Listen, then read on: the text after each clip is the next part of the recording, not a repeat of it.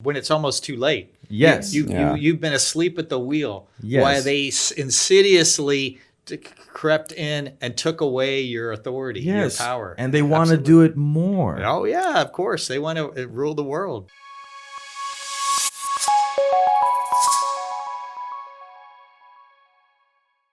I'm your host, Chad Wesselkamper, with my co-host, Armav. We're so happy to be here today. We've got a wonderful guest. We're with Dr. Jeffrey Jones of Houston, Texas. We got connected to Dr. Jones through another friend of ours, and she highly recommended him to us. And after talking with Dr. Jones, I said, wow, this guy is very cool. He's got a very cool resume. He's done so many cool things. I'm going to let him talk about them. But we thought this would be another perfect person to have on the show to discuss world events, discuss science, etc. So, Dr. Jones, thank you so much for coming today. We really appreciate it. Thank you for having me. Like I do typically with guests that come here, if you would like to tell the people kind of a little bit about your background, some of the things that you've done, and then we can kind of just go from there and really get into it. Okay. Well, I've been very fortunate. The Lord has blessed me in many ways, and I've had an opportunity to be involved with the military and be involved with the space program, involved with medicine as a surgeon, and I've had a chance to do some cutting-edge research in space sciences and medical sciences, to do teaching at the university. My background spans many different discipline areas. And just to be really specific, because you have such a very interesting resume, you worked at NASA. I worked for NASA for 13 years as a flight surgeon. And you worked at the U.S. Air Force. I worked for the Air Force, although my primary assignment was with the Navy, but I did do some time with the Air Force and the Air National Guard, both in addition to the Navy and to the Marine Corps. And then 16 years with the Marines. Wow. And then a professor at Baylor College of Medicine. Correct. And you're currently at the VA. Yes. That's okay. My surgical duties are at the Michael E. DeBakey VA Medical Center. And you just came this morning from draining an infection in somebody that we were told was not a pleasant thing to do. It is widely known that the tobacco and diet industries lobby governments with scientific propaganda for years until proven guilty in court. The artificial treatment of our water is the next corporate deception. For example, virtually every nation in Europe has rejected the use of artificial fluoride. International studies since the 40s have repeatedly shown that endocrine and neurological effects increase after repeated consumption, even at the levels accepted by U.S. government. Epic Water Filters is the most thorough industry-grade filtration system that Houston Ensemble has ever used. They reduce heavy metals upwards of 99.5%, such as lead and mercury, bacteria like E. coli, and poisons like chromium, nitrate, and fluoride. Join us in our journey to living a toxin-free life and get your Epic Water Filter using discount code Houston Ensemble, lowercase, one word. That's Houston Ensemble, lowercase, one word, for 20% off your Epic Water Filter. So. Yes. Well, sometimes people have conditions that require intervention that we wouldn't necessarily like to tell our parents about. Right. But, things that happen that need to get taken care of, that's part of your job as a surgeon, is you take care of things that nobody else wants to deal with. I believe that. Armin, lead the way for us. Well, actually, right before this, we were talking about hydroceles and epididymitis. It's two very common conditions that I'm sure probably at this point men all over the world have. And the good doctor here was telling me all about it. So actually, I want to start with a question that I forgot to ask. Do venereal infections, can they lead to, like you said, eventually epididymitis or some form of that? Yeah, there is, not all epididymitis is due to STDs, or sexually transmitted infections, sexually transmitted diseases. So venereal kind of encompasses all of those types of organisms. Not all of epididymitis is due to that. However, there is a form of epididymitis that is due to a sexually transmitted disease. Usually it's gonococcus or gonorrhea that you might know as. And so that, yes, can produce a form of epididymitis. But there are a lot of other bacteria that cause it too, not just sexually transmitted. In fact, even tuberculosis can cause epididymitis, believe it or not. There's absolutely no reason for this to anger me, but hypothetically, if this news were to anger me or make me realize something, I was just literally going to ask, and is gonorrhea one of them? Because I pretty much knew gonorrhea Really? would do it. And so that's very frustrating. And tell the good people a couple of basic things you can do that are non-invasive, and then what you're a master of you can do. Because I know a lot of men out there. Well, if you have epididymitis to a bacteria, whether say it's chlamydia or gonorrhea, those types of sexually transmitted diseases, you can treat them with antibiotics, and they usually completely resolve.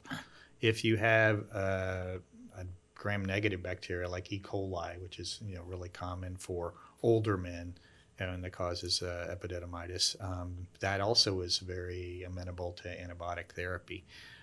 If you have a secondary reaction to the chronic inflammation and you have like a hydrocele, or you've had some traumatic event that produced a hydrocele, It is widely known that the tobacco and diet industries lobby governments with scientific propaganda for years until proven guilty in court.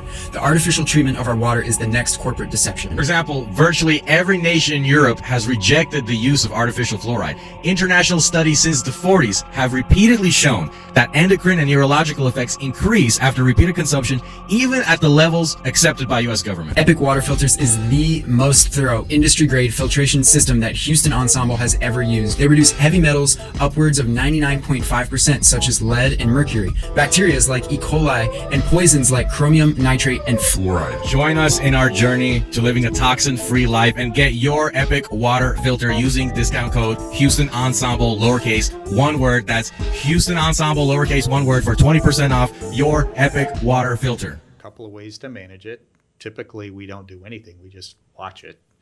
If it's symptomatic or if it's causing the individual a lot of difficulty in putting on their shorts or wearing their parachute harness if they're a pilot or a aviator, then for those we can aspirate them, but the aspiration will make it go away for a few months, but then it will come right back.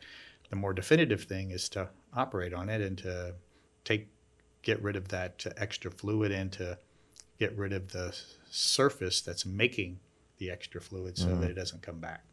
Are there any instances? This is my last question about this. Okay, we can definitely. I'm gonna definitely have one more after this. Are there any instances of these ingrown objects becoming malignant? Ingrown objects. Well, could the epididymitis morph? Typically, epididymitis doesn't transition to a malignancy.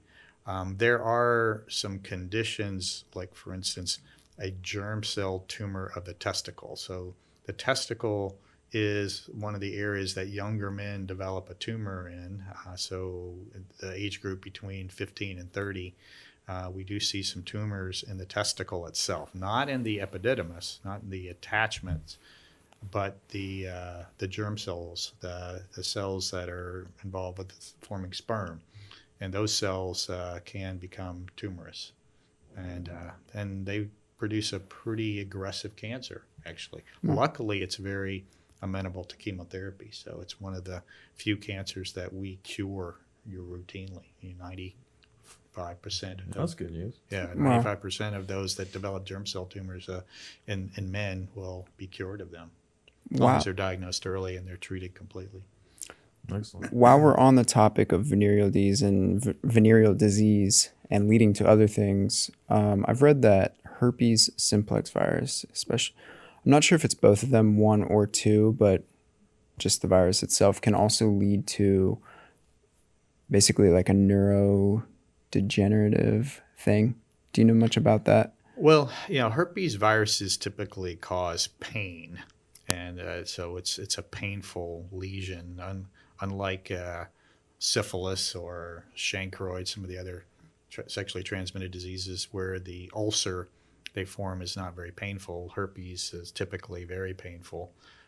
And just like the way chickenpox is, it's a herpes virus, a varicella family. So those types of viruses are uncomfortable. And the other thing is that the virus can live in the ganglia of the nerve and then periodically reemerge, typically when the individual is stressed or their immune system is somehow suppressed. Then you'll get reemergences of these infections. That's why you have them that they come and go, depending on the individual's general health, and those can manifest like you might have heard the term shingles. Right. So an older person that gets the chickenpox or this herpes varicella virus will manifest with these lesions, these painful lesions in a dermatomal pattern that comes out of that nerve ganglia and distributes along the dermatomal lines, and that can be very, very uncomfortable for those folks. Right, and I feel like a lot of people actually aren't so aware. I've definitely read about it a lot.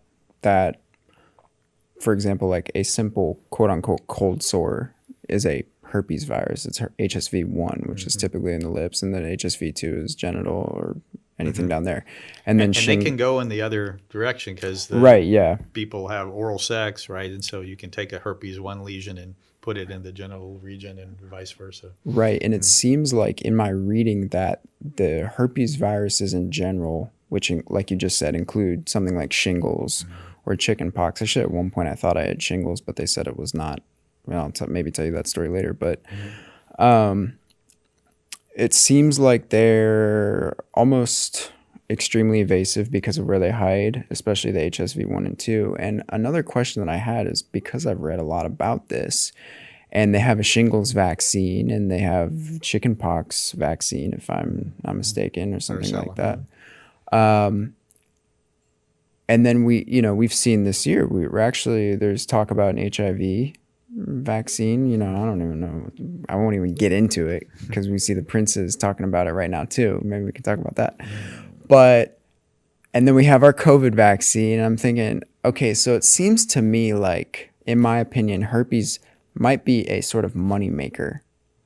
If you think about it in that sense, where it's not necessarily like it kills somebody. It's kind of just like a lifelong, you get it sometimes here and there. Recurring infection. And you get the medicine and there you go. Right, yeah. Why don't we have a vaccine for that? Yeah, it's been problematic, some of these viruses, to create an effective vaccine.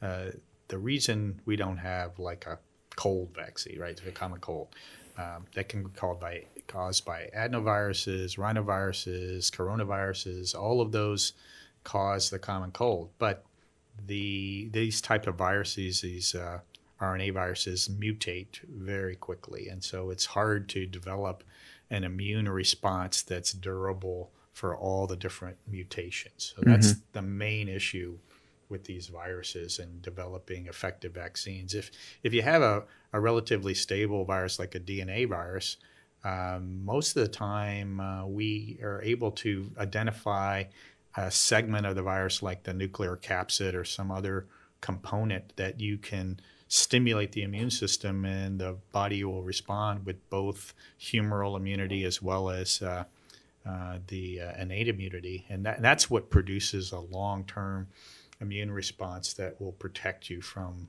infection or reinfection.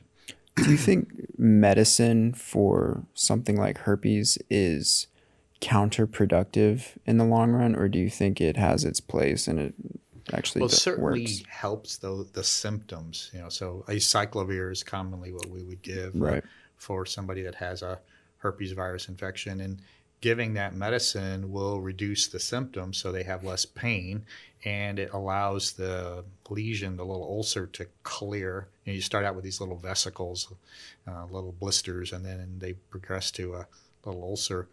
So they clear more rapidly if you take the medicine. So the medicine, I think, is a good thing from that standpoint, but it's not curative, as you say. It doesn't get into the ganglia and get rid of the source, and that's what really would be game changer for herpes viruses. We have a way to get rid of the latent virus. Do you know of any technologies today? And maybe the only thing that I might know is maybe a CRISPR thing, which I think they've talked about. But do you know of any technologies that might have that capability or are projected to have a capability like that for all sorts of diseases? Well, yeah, the whole issue of gene editing is being discussed in a lot more detail, with a lot more, I would say, interest, not just from the public, but from medical scientists in general. And using a means of correcting a known genetic defect. The problem comes is that you could edit some things that aren't necessarily mutated in order to enhance performance. For example, you could create kind of a super individual if you edited some of the standard genes that are known to be involved with certain types of performance characteristics. And so there are a lot of people that are concerned that gene editing could go too far, and you could have a master race being created, or something of that nature. So I certainly think that for inborn errors of metabolism, where that individual will eventually succumb to the disease that they're born with because of mutation, having that mutation corrected seems to be a very honorable and worthwhile pursuit. But editing people's genes just to make them superior, I'm concerned about that. I think that I would be too. A lot of people have ethical questions Totally about where it could go if allowed to go unregulated. I hate to be the guy that starts this path for us, but I'm about to start this certain path right now, and I want to start 100 years in the future. Okay. I want to go into a training facility for people that are genetically enhanced, and this job is entry level, but only for genetically enhanced individuals. Naturally born people cannot apply. And then I go back 100 years, and I think, if this is the Gattaca future that we were slowly conditioned to expect or discuss, because gene editing as a concept is not very new, but gene editing as a real thing occurring in the medical world has not reached this point up until very recently. So anyway, how would they begin this? And how do you think the past 2 years, if at all, has anything to do with the beginning? Wow, that's a pretty heavy question. So it's certainly that future that you imagine, or that you have seen depicted in sci-fi films, where that only certain enhanced individuals will be allowed to have certain jobs, and maybe even to exist at all. Maybe only the superior race will be allowed to reproduce and persist in future generations, because everybody else would be inferior, right? There's that possibility. Are we as a species going to allow that? Do we feel like we have the ethical will to allow such things to progress without regulation? That's the big question. I think that this is where the people have to demand from their government a very detailed discussion of this topic and a universal understanding before people would consent to such things. Yeah. I was reading articles from 97 MIT Press was talking about chimeric embryos and the applications of chimeric embryos for ailments, for enhancement, for anything you can imagine. Jump to just a few months ago, the United States government is now in effect overseeing various cloning facilities, various cloning projects all over the United States and abroad. So it went from we're going to clone a sheep to, hey, we're going to just try whatever. We're going to do all of it. Well, this whole thing about gain of function research, this big controversy about what was funded, started out at Fort Detrick and under the NIAID, and then subsequently, because of a declaration, a moratorium against gain of function research in the United States, it was moved to China, right? So you have, Wuhan, Beijing, and Shanghai all working on a gain of function project, which is a chimera. You're taking some function that was in a different species, like a bat, and you're putting it on a human coronavirus, a SARS, which is in itself a construct. And so, in fact, there's a lot of viruses that are patented and owned by our own government, owned either by the Army, owned by organizations, federal organizations, either in the United States or in other governments that they hold the patent to, and they hold the rights to develop testing for and to develop vaccines for, et cetera. So you have this sort of construct being created because it wasn't allowed in the United States in another country, and then that gets loose, either via accident or via nefarious means, and affects the entire planet.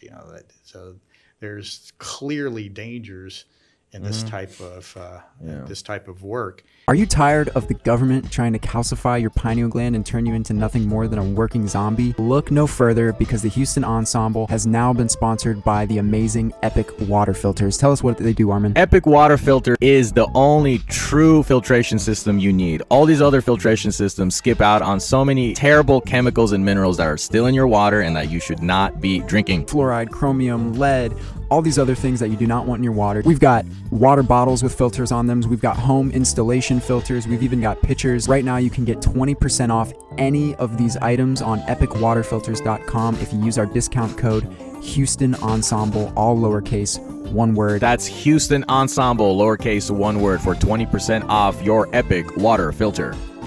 And so for us to make a judgment that this was necessary because we wanted to protect the public health and we wanted to create means to combat such things. Well, why do we need to combat such things if they don't exist in nature to start with? It's the same thing, apparently, that we did with nukes. This is the same logic we followed, and it's the same logic we're following with creating this AI sentient, being that there's people obsessed with. But or even getting ready with implanting in our head. Yeah, implanting interfaces with electronics that are exterior to the human. So a biologic electronic interface. Right. That's in itself a pretty concerning concept. That's huge. And the idea, you say, well, it sounds like a good thing because it'll enable me to be able to interface with my computer. I don't even have to, punch in the keyboard. I can just think about something and then I can have the computer executed.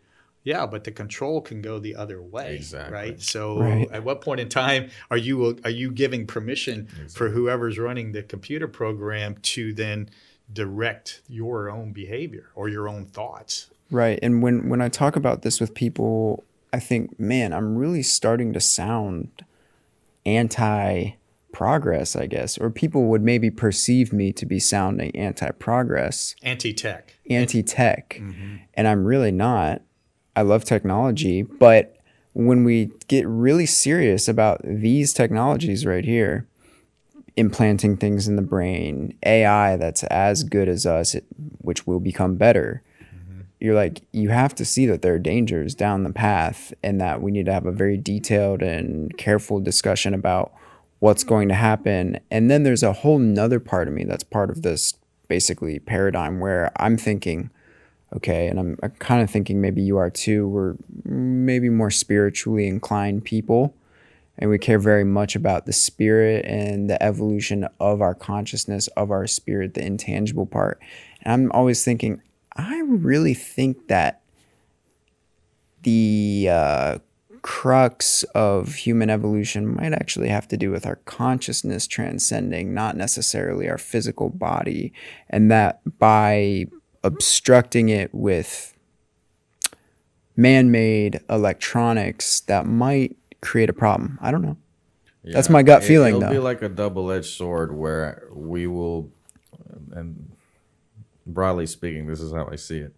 We're going to cut ourselves off from a spiritual potential, and we're going to handicap our biological potential with technology. And we might still achieve like insane levels. Like, yeah, we might, I don't know, break the boundaries of this earth and go flying through space, and that'll be fantastic. But I still think that future will pale in comparison of what humanity can achieve. You know, technology is great. Like right now we got all these cameras and I got this cell phone, and it's like, so far, even though even these things are destructive, they can be used for destructive purposes. Well, you can't ignore the whole Terminator movie series, right? So there is this evolution of the machine, and as you talk about AI and you talk about machines that are better than humans in terms of being able to think faster and to compute more accurately, et cetera. And at what point in time do they achieve self-awareness such that the human is no longer a necessary element? Or the whole Matrix thing where we're plugged in to feed the machines, right? So there is this potential for technology to be used, abused in a way that is to the detriment of mankind. I think we have to be at least aware of that. Now, some people say, well, that's just so far into the future, and it's a science fiction. But you remember a lot of things that were science fiction when we were younger are now science fact. And Absolutely. So there's that evolutionary potential.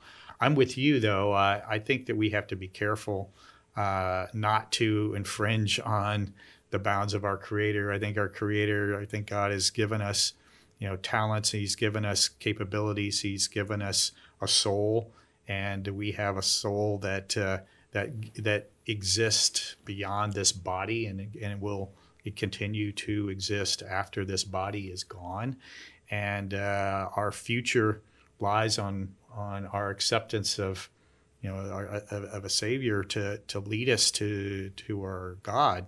And if we take the road of this machine interface that seems a bit not in the realm of the Creator, it's perhaps we're going to destine ourselves to a future that's not one that we want to live in. And like you say, the ascension of our consciousness above that of this physical world, I think is very important for all creatures, and so I don't want to be tied to this physical world. I don't want to have technology evolve just so that I can stay here longer and be a part of creating a dystopian reality, right? Right. That's not to me what this is all about. I mean, I see our presence here is we're here to learn lessons. We're here to learn about love, loving God, loving each other, loving our family, forgiving those that have wronged us, and as we are forgiven. And those are the things that we're here to learn, not how to become these tyrants of technology. Tyrants of technology. And, going off of that, and I kind of want to steer into something else here, but obviously you're a Christian person, and you worked at NASA. And I'm thinking about the Bible, and I'm thinking about how the Bible describes the earth. And we all know about this description of the firmament and the seas above the heavens or above the ground, whatever they say. And we've got that wonderful painting. Do you know what painting I'm talking about? Where he's peeking through basically the firmament that is encapsulating the world. It's an old medieval painting. Okay. And it's basically the biblical representation of the earth, stars, firmament above. The creation. Yeah. And this is leading me to, and I don't want it to come off weird at all, but when we talk about space and we talk about what we truly know and what has really happened, and even some other evidence. And I think you're a fantastic person to ask, because maybe you can set the record straight or just give an opinion on it. What do we truly 100% know about space? About space, yeah. Space is like a big topic, right? It's like immense. It's the universe theoretically is without limit and beyond our ability to even observe. I would say that the evidence that all of this happened from just a random Big Bang is very, very low. I don't see how the odds of such a thing producing the immense diversity that we observe in the universe just from a random Big Bang is, it's not, to me, scientifically conceivable. The only thing that makes sense is some kind of divine intervention, some kind of creative force to produce this universe. Now, we can observe many things. We can observe our galaxy, we can observe other galaxies, we can observe planets within our solar system. We can, to some degree, observe planets in other solar systems, but they're so far away, it's hard for us to have any detail. We have to do it indirectly by looking at the wobble in their orbit produced by the sun that they may revolve around.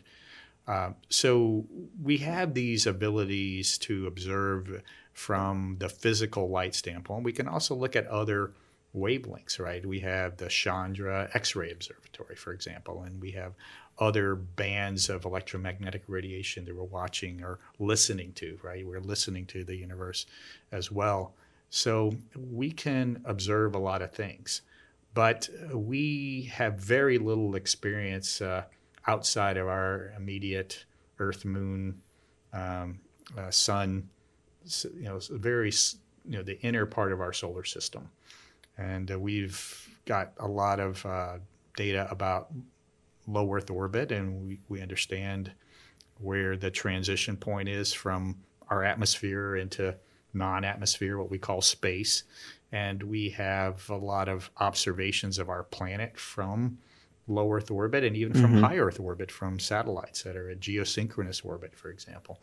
But when it comes to we have very small probes that have gone out to Mars, gone to Jupiter, the moons of Jupiter, that gone by Saturn, the Cassini. So we have information about the different planets from these probes, and we have very good imaging of those planetary bodies. But we still are relatively immature in terms of our understanding of how they were formed and what's below the gas and the gas giants. What's the driving reactions. We still are trying to understand the great storm on Jupiter and how the rings of Saturn formed and what maintains them. There's so many things that we don't know. We're in our infancy when it comes to even understanding our own solar system, much less the entire galaxy, much less than our known universe. I have two questions for record keeping. First one, and it can just be yes or no. Have we been to the moon? 100%.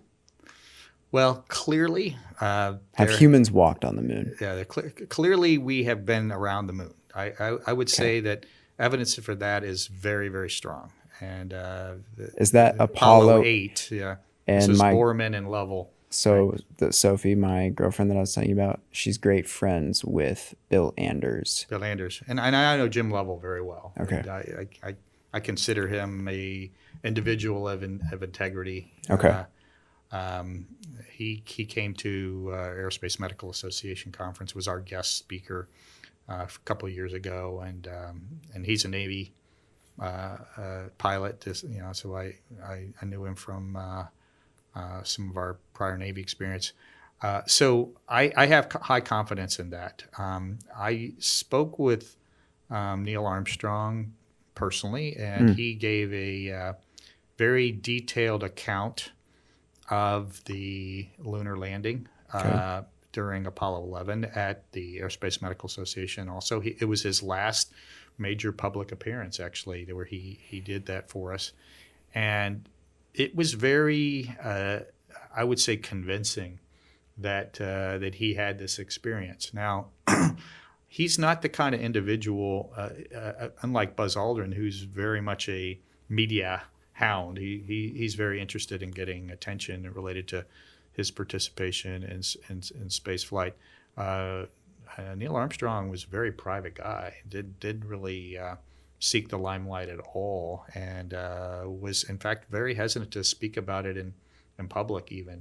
And so the question comes, why was that? Why was he hesitant to talk about it? And the fact that he did and gave this, I mean, it was gut wrenching. You talk about all of the tension that was happening, the drama during that initial descent. I was convinced that it was real to him. Now, I know about some of the conspiracy theories, and maybe they're not conspiracy, but I do know that Stanley Kubrick, at the time of his death, confessed to having done a production of Apollo moon landing. And there are others that report having done productions in Cannon Air Force Base. In fact, I've seen their accounts that talk about that. But just because there was a production done doesn't mean that we didn't really go. Correct. It could be that there was a plan in case things failed. We right. didn't want to look bad against our Russian adversaries. But I would say it would be very challenging to have that many people involved with NASA, including the Apollo program, including my father, who was, I was a legacy. So he was involved with NASA his whole career, Mercury, Gemini, Apollo, Skylab, shuttle. And it would be very hard for me to imagine that all of those people were able to keep a deception secret for that long. Right. It doesn't make sense to me. Because we're talking about very high integrity people that had a lot of years of experience as legitimate engineers and scientists, and they all were engaged, and there was no evidence that there was a mass conspiracy to deceive the public. However, there is evidence that there was some filmmaking done, and that probably is real. I think that those films were made and they were available should the primary event have failed. I agree with everything that you just said, and I'll just say a couple things to show how I'm thinking about it. And basically, I do agree that there's absolutely a potential that we went to the moon. I think you're right about the filmmaking. There are a couple weird pieces of evidence, like when we gave a moon rock to the Netherlands, it turned out to be a piece of petrified wood. When we were going back to get the telemetry data from that mission, it was nowhere to be found. there are people who have analyzed the lighting from the video or certain points of view that have not added up to how it should be. And I'm not saying that they're 100% right, because I'm sure somebody's going to be like, well, they're wrong. And then another person will be like, you're wrong. It is widely known that the tobacco and diet industries lobby governments with scientific propaganda for years until proven guilty in court. The artificial treatment of our water is the next corporate deception. For example, virtually every nation in Europe has rejected the use of artificial fluoride. International studies since the 40s have repeatedly shown that endocrine and neurological effects increase after repeated consumption, even at the levels accepted by U.S. government. Epic Water Filters is the most thorough industry-grade filtration system that Houston Ensemble has ever used. They reduce heavy metals upwards of 99.5%, such as lead and mercury, bacteria like E. coli, and poisons like chromium, nitrate, and fluoride. Join us in our journey to living a toxin-free life and get your Epic Water Filter using discount code Houston Ensemble, lowercase, one word. That's Houston Ensemble, lowercase, one word, for 20% off your Epic Water Filter. So let me just say, it's just out there, okay? Right. And there's actually a whole paper, which is pretty crazy, on the Colorado University astrophysics site debunking the moon landing. And it's really interesting. I'm amazed that they would even allow it to be up there. And it goes through all of this stuff, which I was like, wow, this is crazy. Well, it goes even beyond that. There are those that say that we have a much more robust space program that's being even known about, and that Right. we have on the dark side, on the backside of the moon, where we can't see it from the Earth's surface, a moon base that Right. has very sophisticated flight equipment and an interferometry system for deep space observation and communication, et cetera. So, I mean, it goes just beyond Right. that we didn't actually land on the moon. The thing that's odd is that if you look at the Clementine missions, for example, there's actual physical observation of Apollo landing sites that's visible from the video that was acquired during Clementine. You know, Clementine was just very detailed analysis of the moon, and where they initially found the polar ice, you know, that it is in the permanently shaded regions of the moon. So that's why, you know, the Shackleton crater was felt to be a good, you know, potential landing point for a lunar base, was because there's water ice in that permanently shaded region of the pole. And so the Clementine mission was able to first identify that, and Clementine theoretically has identified the Apollo landing sites. And so how could you have identified those if we never landed, right? Great point. Okay, so Great point. Got some dust in my nose. I wanted to say something just regarding this, because I'm gonna say it like a fictional story and then it's gonna sound real for a second.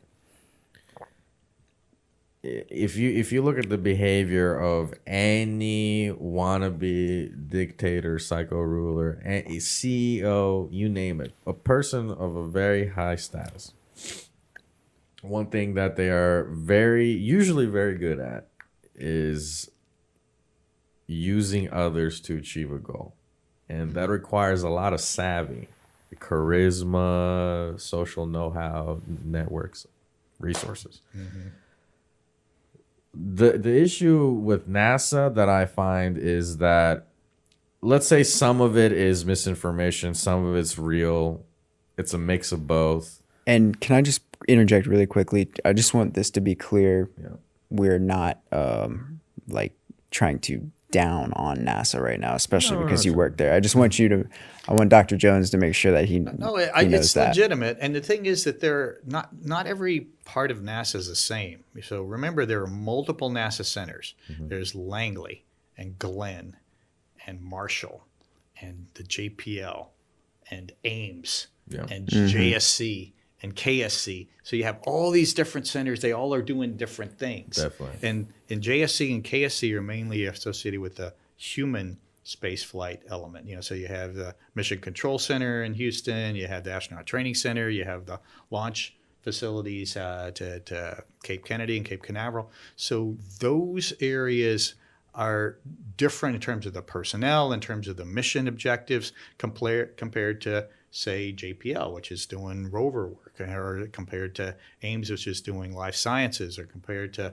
the Glenn facility or the Langley facility. And the places that are doing Earth observation and are making reports about quote unquote climate change, I mean, that is a very different part of the agency and of NASA. So the people that do human space flight aren't engaged in those Earth observations necessarily. And so the fact that there's been some parts of NASA that have reported things that have not been proven to be scientifically valid doesn't invalidate the entire agency. Right. There are elements that are probably problematic and may have been giving reports based on funding they received as opposed to true science that is verifiable. But there are other parts of the agency that probably have very legitimate 100% activity. Yeah. And in this extremely compartmentalized bureaucracy, you can't expect everybody to be complicit in the goings on of the whatever establishment. It's not like these people know. I mean, they're getting a paycheck. They're doing their job. Right. So, I mean... and they're only allowed to know so much at certain levels. It's all compartmentalized. This is how these agencies work. Now, the reason I mentioned the psychotic sociological rulers is that I believe that a lot can be discerned from the ethos of individuals that run these programs. And there's a person, for example, David Martin. I don't know if you've heard of Dr. David Martin. Yeah. I was going to bring him. He's extremely precise with what he says. Yeah. He's not a guy who likes to make assumptions. And another individual who I respect for the same reason is Robert F. Kennedy. He's extremely precise. Right. And so I want to be very precise in how I describe this. And it would have been awesome to have a young Jamie like on the JRE to pull some things up for us. But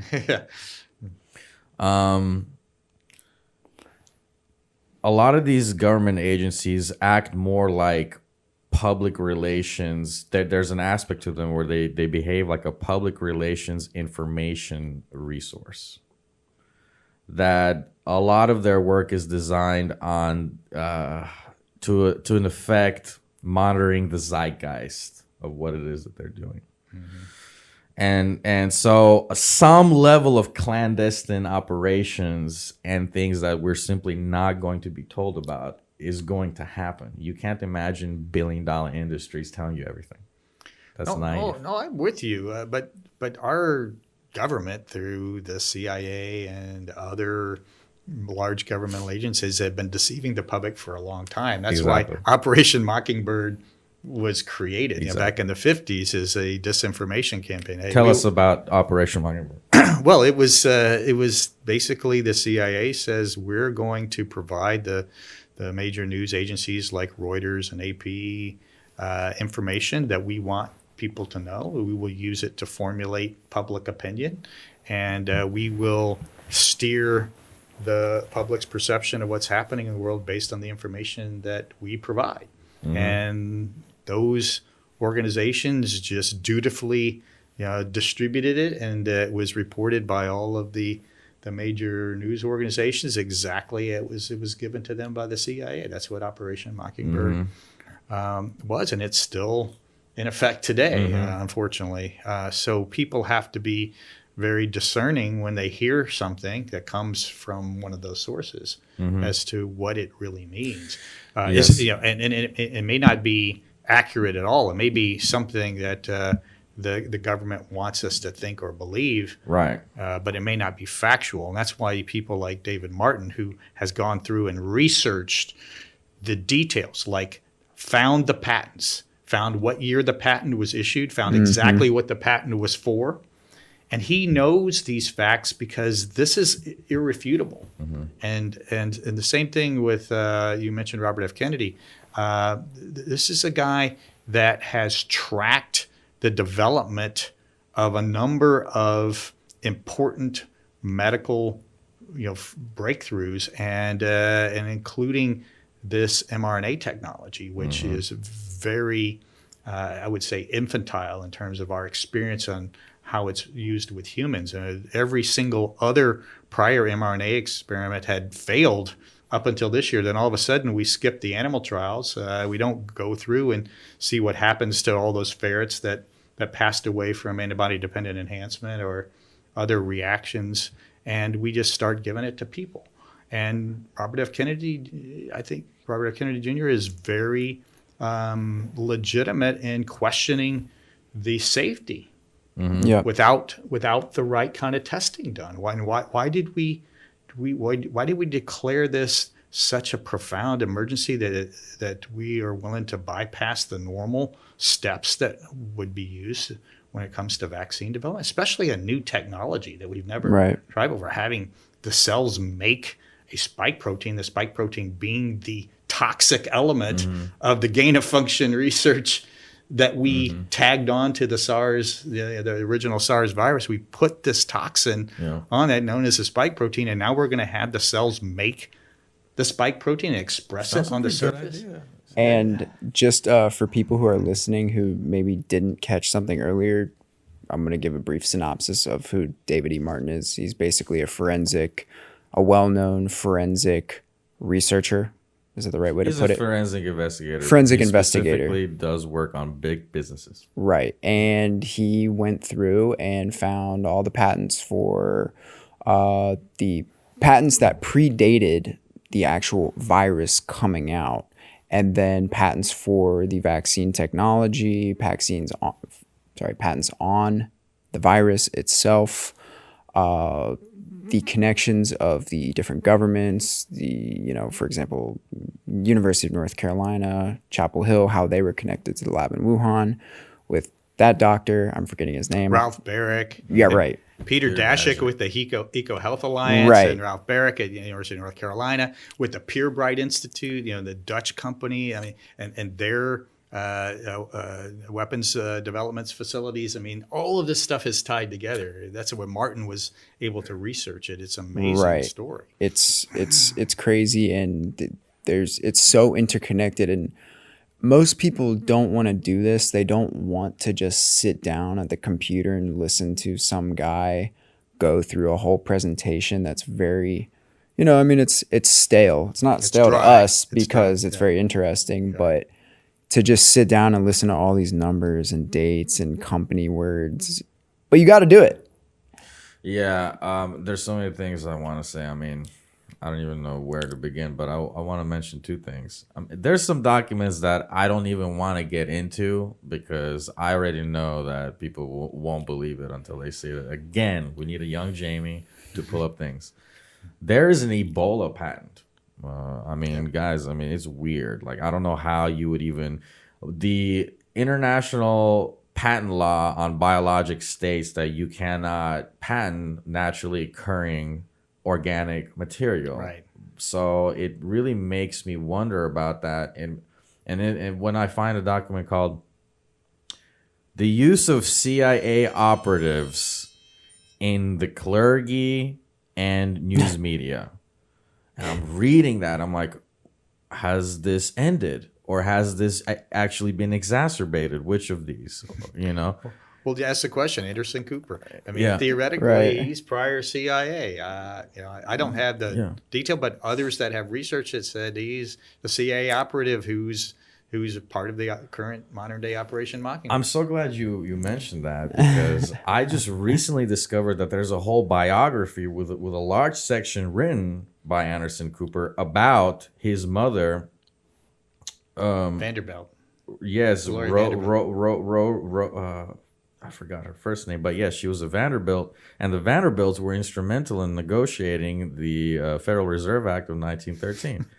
And then you think about this guy, and you realize that he's royalty. He's not just royalty from his father's side, but he's royalty from his mother's side, which is considered the real deal, not just biblically, but by bloodline of these monarchies.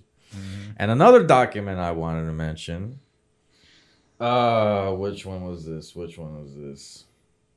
Chad, I might need you to step in as I remember. Well, while you're thinking about that, I'll just say we've the first time that I thought I have to really think about what's going on in the world, actually, right when COVID first became a thing, I was very nervous. And I thought I was cool because I was hot on the news. And I said, well, virus is coming. I'm going to be on it first. And I'm seeing what to buy, what to wear, what masks are okay and whatnot. And then I was out camping in Big Bend, and actually a episode with David Icke came onto this thing called London Real TV. Mm-hmm. And I had listened to David Icke before, but I couldn't say that I was a staunch listener to him or anything like that. But I saw that it came out, and I was like, let me listen to like 30 minutes of this while we're in the parking lot, while I have Wi-Fi here.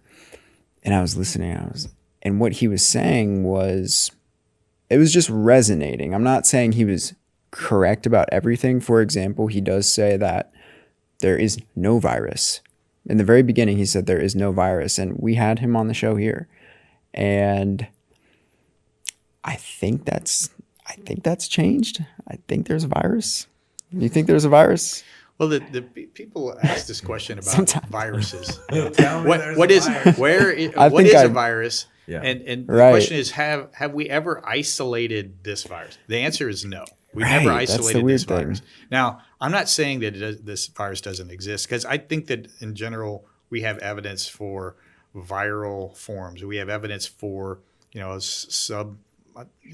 microscopic micron or submicron size particles that seem to self-assemble, that seem to be involved in a pathogenesis of a disease process, that are observable with electron microscopy, that have reproductive characteristics. So all those things would tend to indicate that the viruses exist.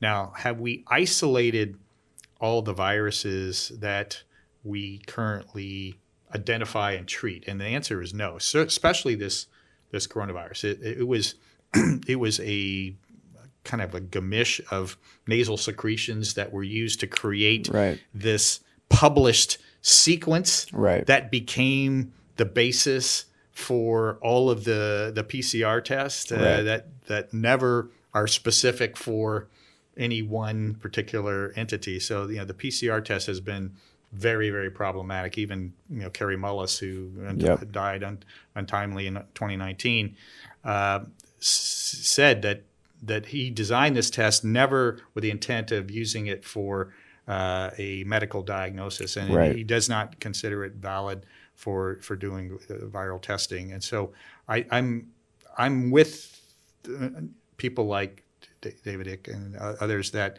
are very skeptical about Right.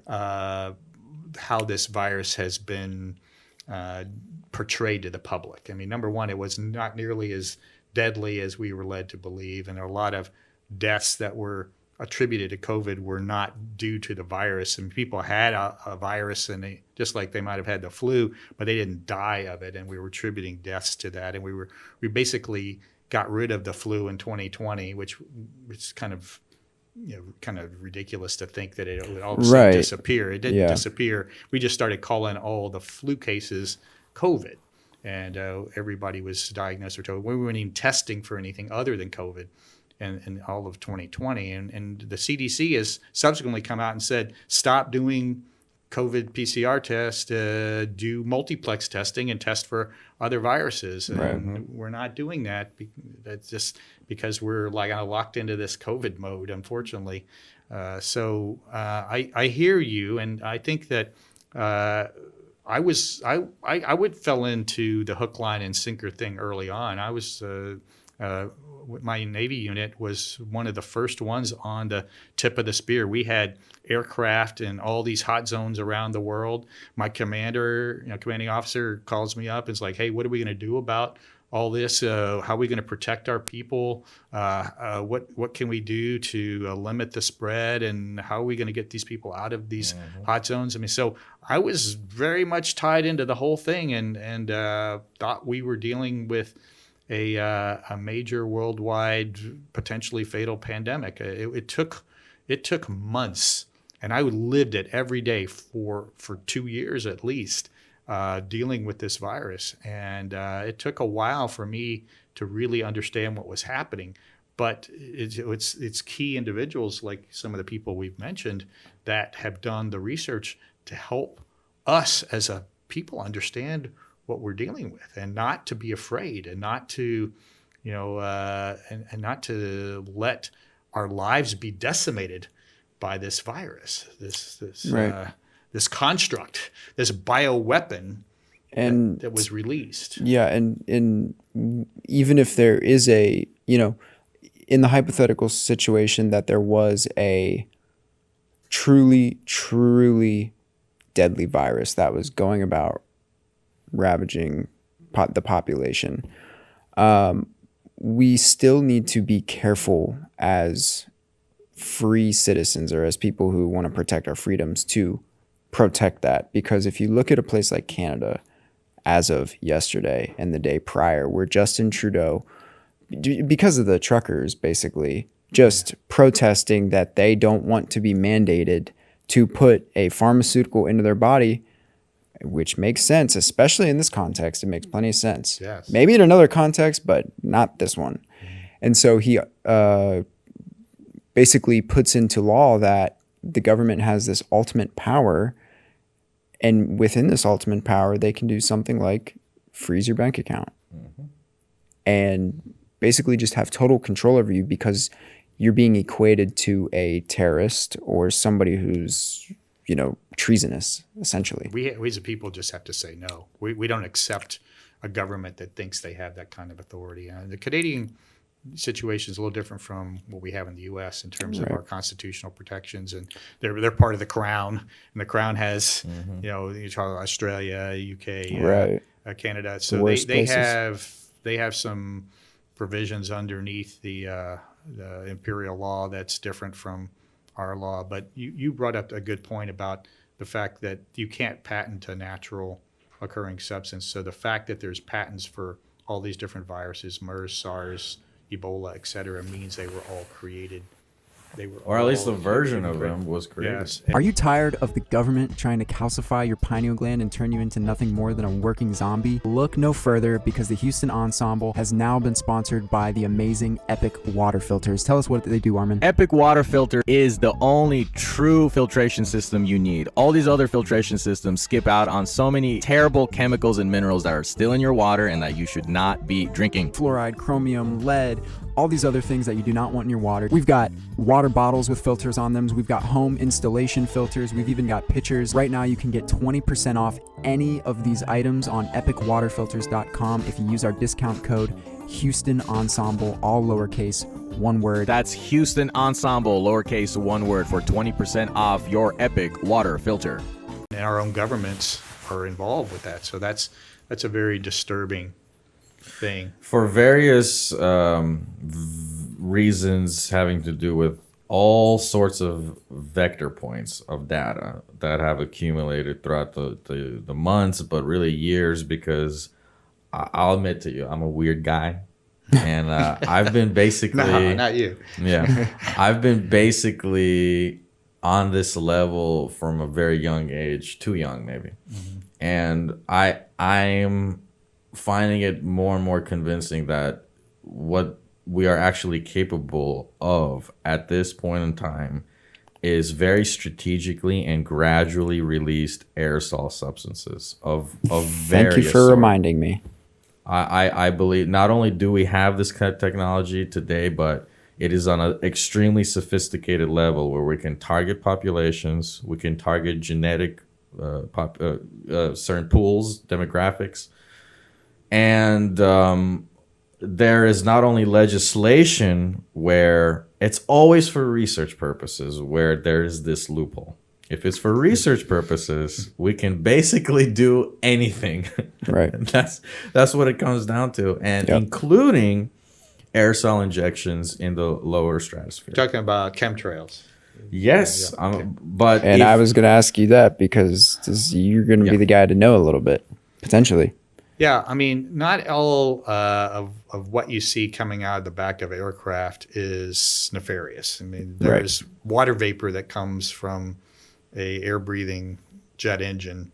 And so seeing water vapor at specific altitudes in back of a jet is normal. I'm not worried about that. But there's clearly other things that are being released from aircraft, and they seem to be released in higher proportions in certain geographic areas that seem to targeting large population areas. And so that's very concerning. Yeah. And what I've heard that have been released varies anything from just heavy metals. There was a group that were talking about certain types of dust to interfere with solar transmission, Right.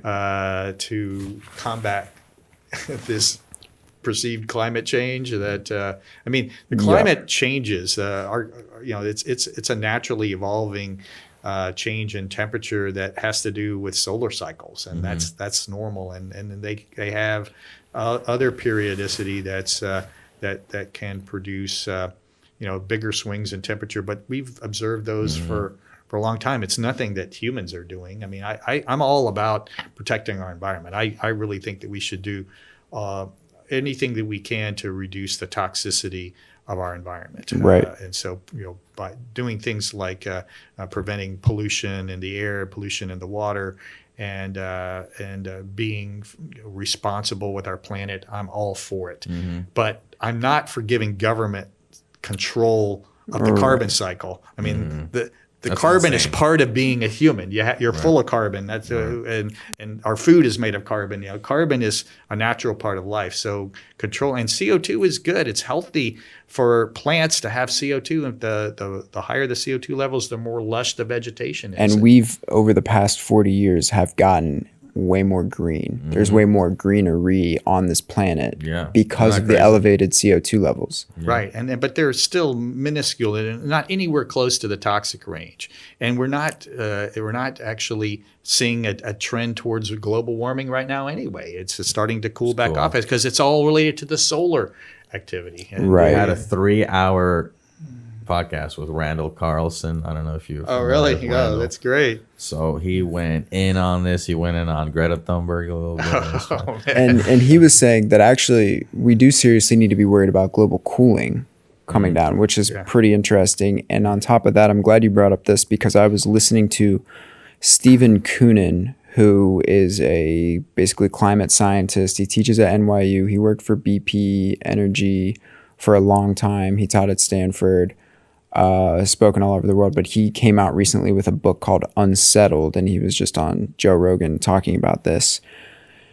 And he's saying, look, of course there's climate change, exactly as you're saying. There's climate change, but to the extent that it is directly caused by humans and where that will lead and the specific impacts that it will have, that's unsettled. Right. And the climate has been changing. We have so many periods of warming, cooling, blah, blah, blah, blah, blah, that have never been affected by humans at all. And to go on the aerosol thing, I'm really happy you brought this up because I was going to ask, but in that podcast with Stephen Koonin and Joe Rogan, they're already talking about, of course, we have technologies where we're going to put up certain reflective particles into the atmosphere to, reflect a little bit of sun or whatever, but also it's not super smart because those reflective particles they're not as effective as simply greenhouse gases staying in the earth and warming the earth. I know that's confusing what I just said, but also they were talking about China and they were talking about how they most likely modified the weather in Beijing before the Olympics to keep the rain away. And another thing is that I pay attention to the sky. I know Armin pays attention to the sky, and we're looking at it every day. And typically what I notice in the morning, and I do want to be scrupulous about what is simply water vapor and what is not, but I just showed Armin some pictures the other day from yesterday morning where the trails are very specifically in a geometric pattern, and sometimes they're crosshatched. And then if you pay attention throughout the day, which I tend to do, from the morning, if I'm up early enough, to mid-afternoon, you'll actually see, like yesterday where we started very clear, and I can show you the picture later, really nice checkerboard in the sky basically. And then later in the day we have a crazy, basically cloud dome on one side, more where I live, which is East Downtown, not necessarily somewhere else. But, and I'm not saying the cloud dome is from that because I'm not an expert on that. I can't really speak to that exactly, but I've noticed it multiple times. Yeah. And what about HARP devices? I mean, yeah, that's Right. confirmed, declassified. that too. I want to say something though, and it's not just that there's one piece of evidence and that this is definitively the proof that something is going on. It never really works like that in any criminal investigation. You're not going to expect the guy to come bring you a rag with the blood on it, okay? But what we have is, and I'm going to make a slight tangent and I'll explain why, is accumulation of evidence over the decades that we can do some incredible things on this planet that we rarely talk about. And it serves various interests to not talk about it. But this is what I wanted to mention. I was going through a bunch of documents last night, declassified by the FBI, declassified by the CIA. And that's another thing. Like, why are they declassifying these things? I wonder. They're talking about decades of research confirming that remote viewing is actually statistically useful.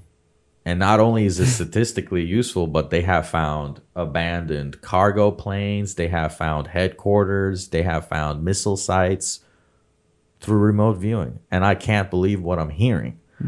Because what are the implications of remote viewing being a thing?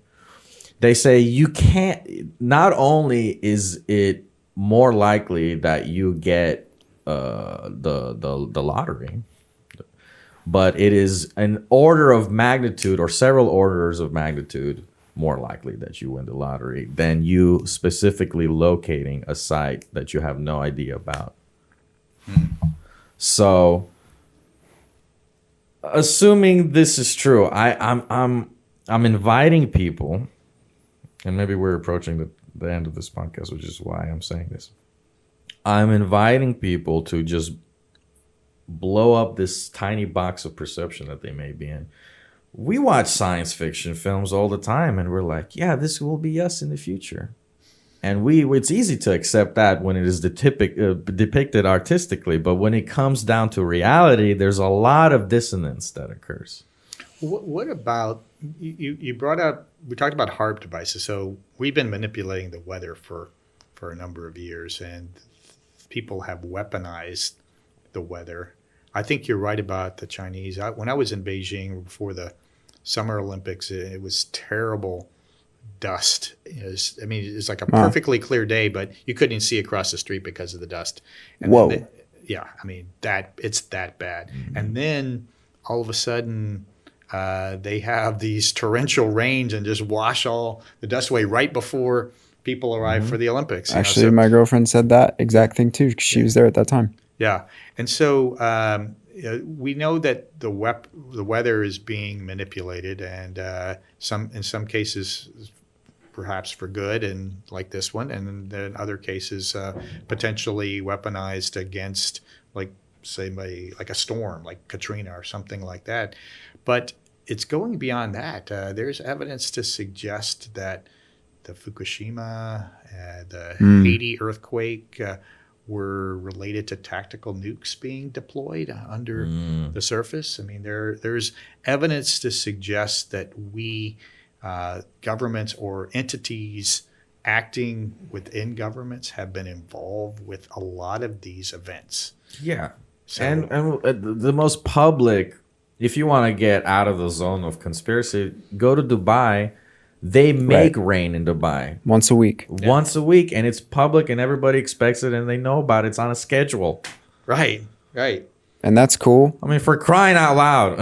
And the patents for, or even patents / science / discussion for weather modification goes back a long time. I believe, what is it, like pre-1950, right? Something like that. It goes back very far.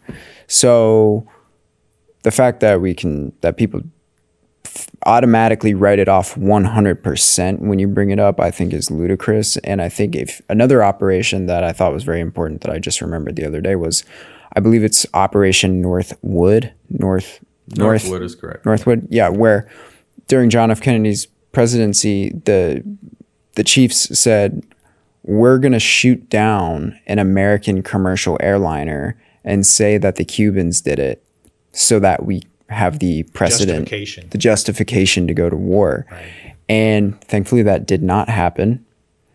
But the fact that it was a possibility means, wow, they literally said, we're going to kill a bunch of US citizens so that we can do this.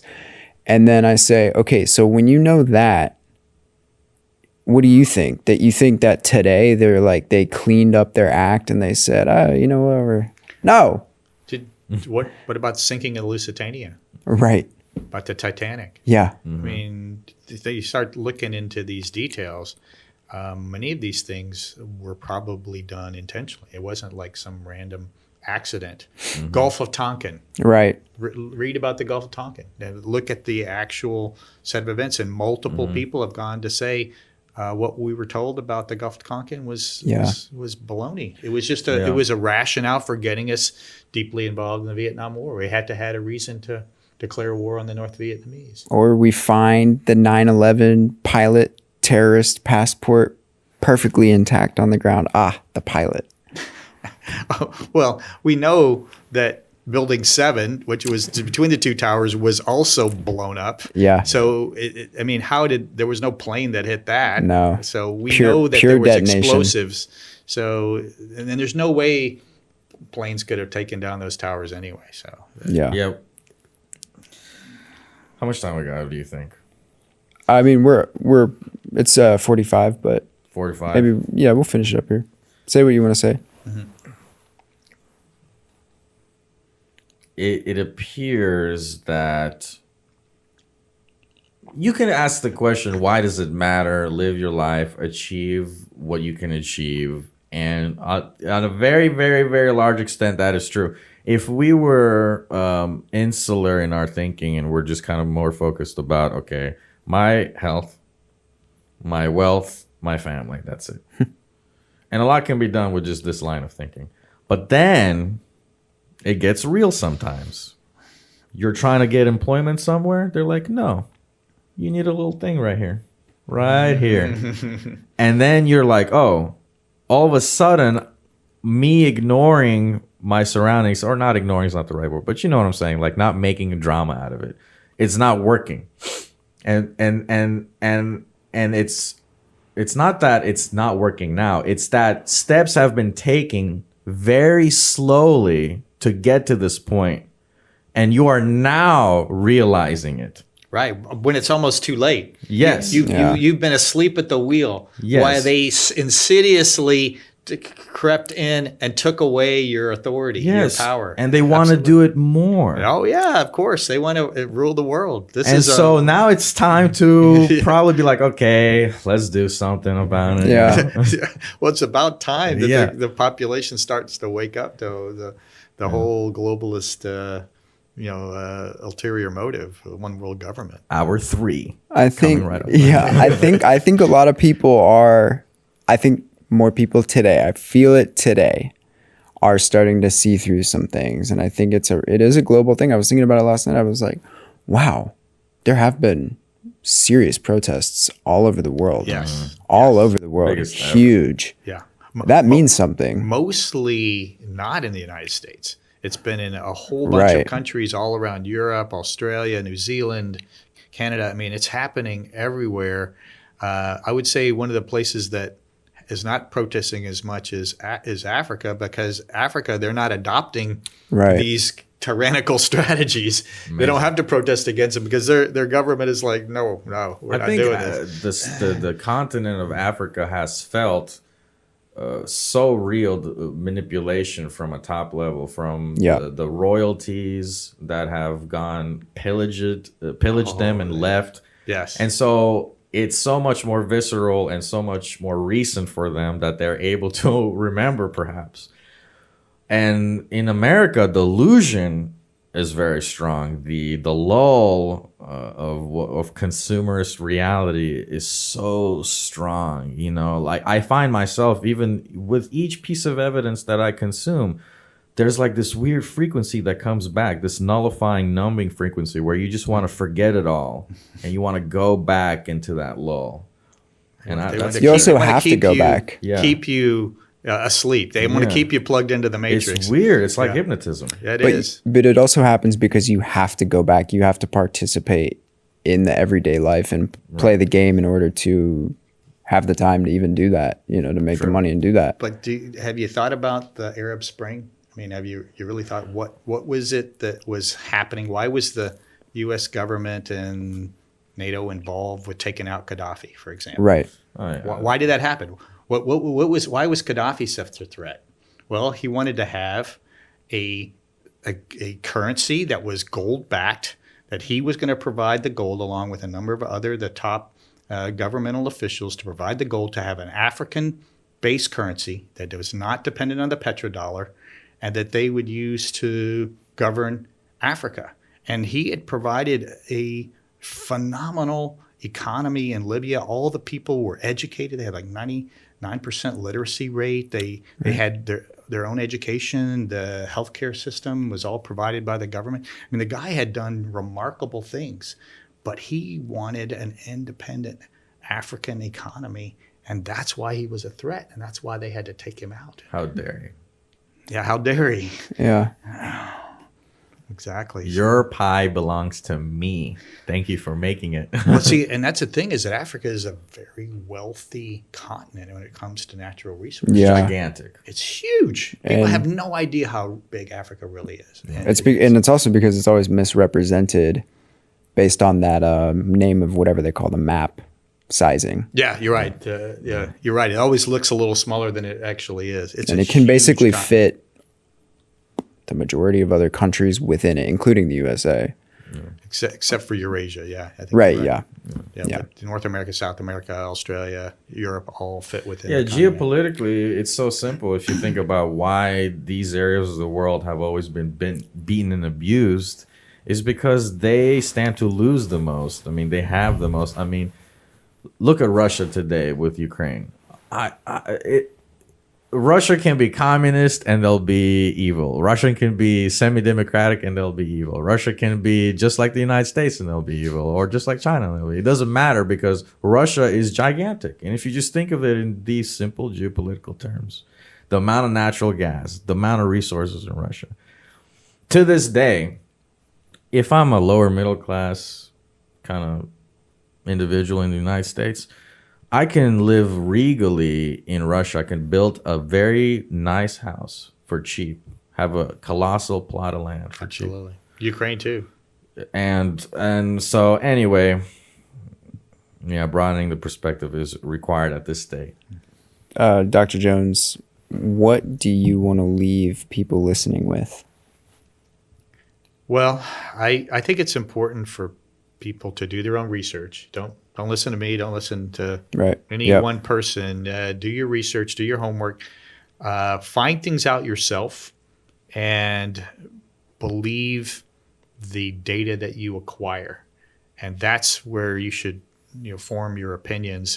Don't rely on others to do that. And as I said before, I think we're here to learn valuable lessons. Our brief time on this planet in this physical manifestation is to learn to love each other. And I think that's a very important thing. And we should spread that positive energy amongst ourselves, focus on being positive, being loving, being helpful to our fellow man, and that way show our love to God, because that's what He wants from us, and hopefully people will get that message and be saved and be a part of the higher consciousness with the Creator once we're all gone from this place. The great love it. resist. Yeah. Well, I couldn't have said it any better. I like to say that as well. Love each other, unify, do your own research, figure it out for yourself, widen your perspective.